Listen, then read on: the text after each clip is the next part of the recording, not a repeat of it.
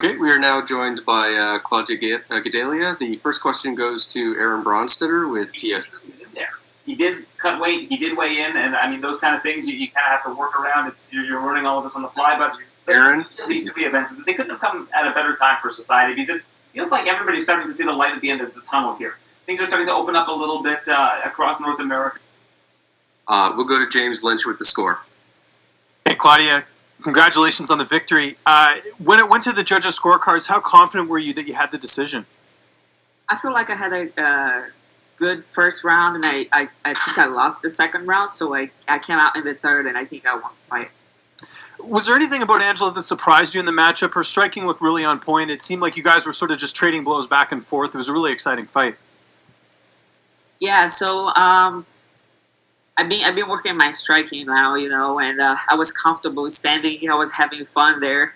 I could take her down, but I was working in. I feel like I'm evolving as a fighter. I feel like I need those type of fights to keep evolving, keep getting better, And when I get there against somebody that can do anything with me, I'll be ready for anything.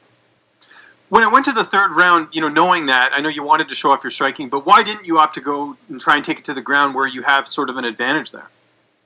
Because I was having fun, and like I said, I need those type of fights. I need to strike with against good strikers, so I can keep evolving and I keep getting better.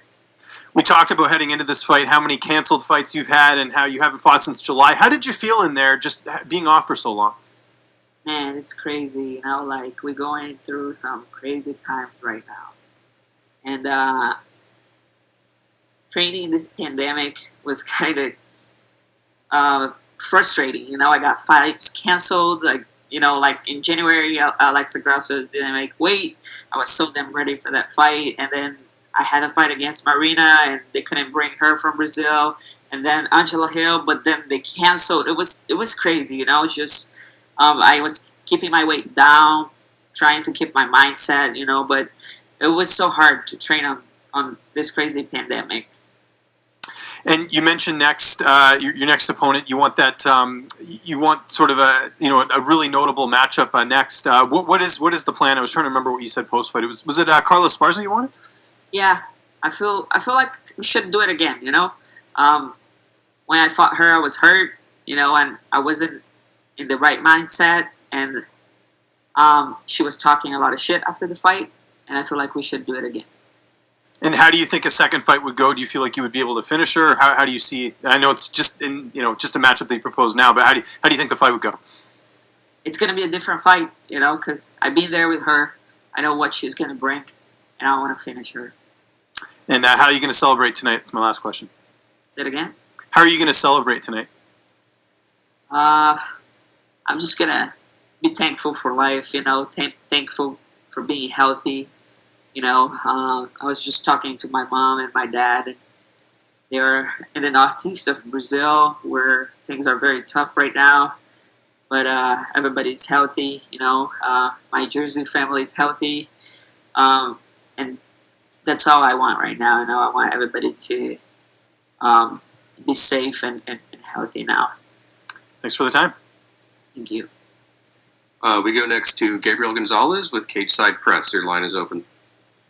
Hey, Claudia, congratulations. I have a question about the Carla Esparza fight because, you got the victory in the last one, so where does the motivation come from to want to get that one again for you? I feel like I can do so much better, especially now that I have the right coaches, I have the right people around me, and I'm not hurt. I blew out my knee 10 days before my fight with Carla, and she was talking about me grassing and come on, it's 2020, People don't do this anymore, so I want to do it again. Did you see on Twitter that she, that's what she commented on your fight? She said to leave the grease at home. Did you see that already? No, I didn't, but like I said, it's 2020. There's no greasing here. Let's do it again. Now, you talking about working with the team in New Jersey, and everyone talked about, it takes time to get used to the system, the codes and everything. Can you just talk about when everything just really started clicking for you in terms of their coaching and the way they work with you? I feel like I feel like it takes a little while, you know. But I grew up in the jiu-jitsu philosophy, you know, so I have a good relationship with Ricardo. He speaks Portuguese, which helps a lot.